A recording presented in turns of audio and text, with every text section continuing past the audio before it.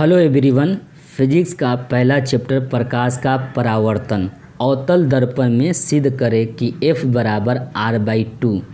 अवतल दर्पण यहाँ समझिए, अवतल दर्पण दाईं ओर से कलई अर्थात पेंट की जाती है।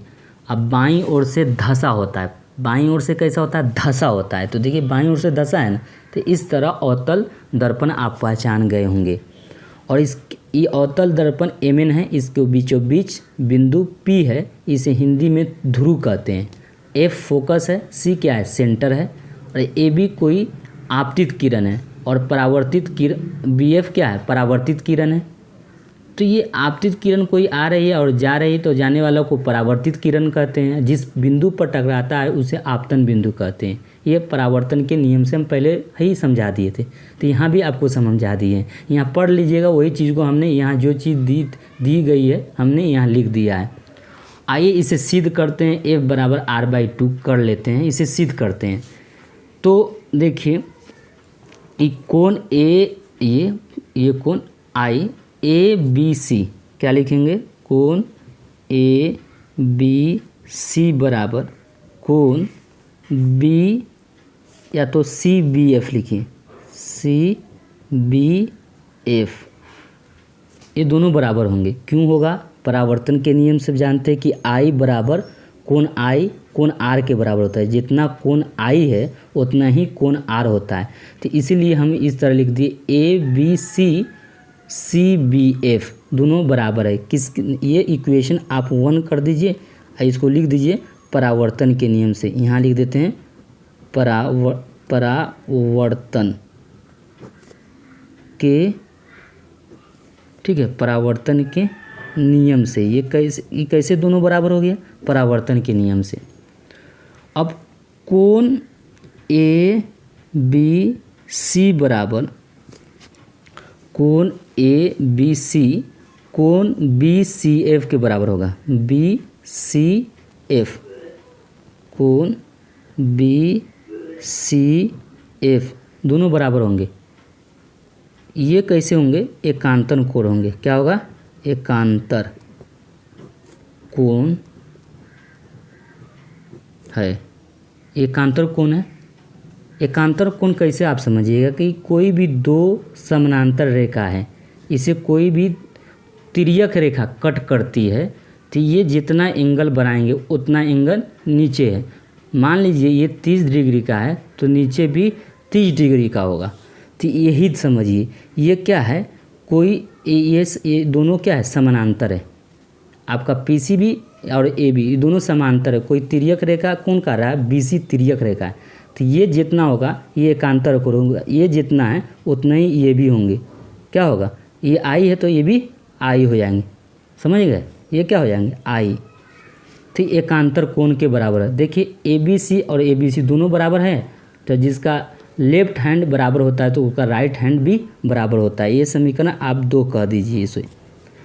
अब कोण CBF बराबर कोण BCF हो गया, दोनों बराबर। तो देखिए ये त्रिभुज, दो त्रिभुज है। देखिए I और R दोनों क्या है? दोनों कोण समान है, क्योंकि कोण R बराबर कोण I होता है। तो दोनों दो त्रिभुज, कोई त्रिभुज में दो कोण बराबर होता है तो वो समद्विबाहु त्रिभुज हो जाता है। तो यहाँ लिख देते हैं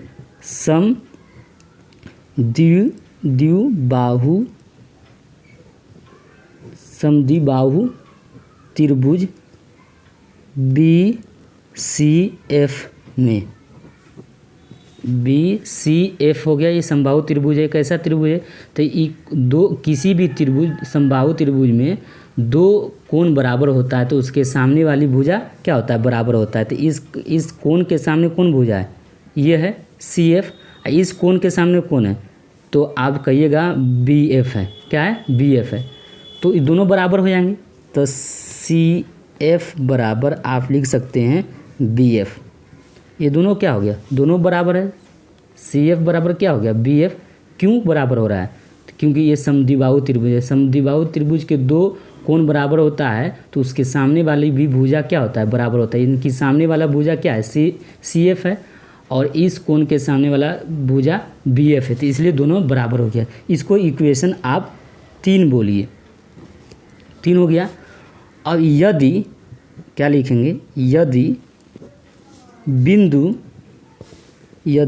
बिंदु बी पी के निकट है, पी के निकट है, ये हम लिख दिए ना, यदि बिंदु बी पी के निकट है। ये असल में ये दिख रहा है आपको दूर, ये निकट किसके रहता है, पी के निकट है। तो आप मान लीजिए कि इस तरह कोई पॉइंट एगो है, एक पॉइंट यहाँ है, जितना डिस्टेंस इसका होगा उतना ही डिस्टेंस इसका भी होगा, जितना ये होगा उतना ही ये होगा। तो कहने का अर्थ है कि पी भी जितना है उतना बी एफ है। तो हम क्या लिख रहे हैं, पी एफ बराबर क्या होगा, बी एफ। ये क्यों बराबर हो रहा है, क्योंकि ये दोनों जितना पी एफ क्या है, पी एफ जितना है उतना बी एफ है, दोनों बराबर है, इसलिए हमने दोनों बराबर लिख रखा है। ये इक्वेशन 4 हो गया आपका, 4 लिख दीजिए इस तरह, तो ये 4 हो गया। तो देखिए बी एफ यहाँ भी बराबर है, बी एफ दोनों बराबर है कि नहीं। तो समीकरण 1 से लिखिए, समीकरण क्या लिख दीजिएगा, समीकरण 3 तथा समीकरण 4 से ये दोनों क्या हो जाएगा, ये दोनों बराबर है, तो इसका है ना लेफ्ट हैंड बराबर हो जाएंगे। तो सी एफ बराबर क्या लिख दीजिएगा, पी एफ, पी एफ लिख दीजिएगा।